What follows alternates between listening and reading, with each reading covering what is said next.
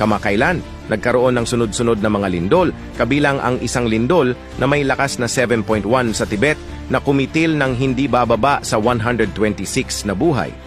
Sa huling malaking lindol sa Pilipinas na may lakas ding 7.1, hindi bababa sa 222 katao ang namatay at 976 ang sugatan. Nakakatakot ang mga lindol. Noong Disyembre lamang, nagkaroon ng 4 na lindol sa dagat malapit sa Ilocos Sur. Ang mga propeta ay nagpropesiya ng mas malalaking lindol sa 2025.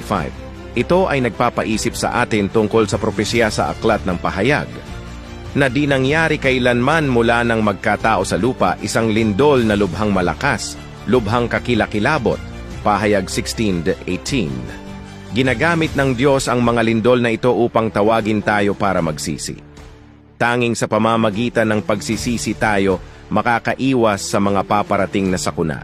Kung walang pagsisisi, nanganganib tayong mahulog sa pagkawasak. Ang malalaking lindol ay hindi maiiwasan, ngunit nais ng Diyos na ang lahat ay magsisi, talikuran ang kasalanan at sa huli ay maprotektahan niya at makaligtas. Kung nais mong magsisi, ialay ang iyong amen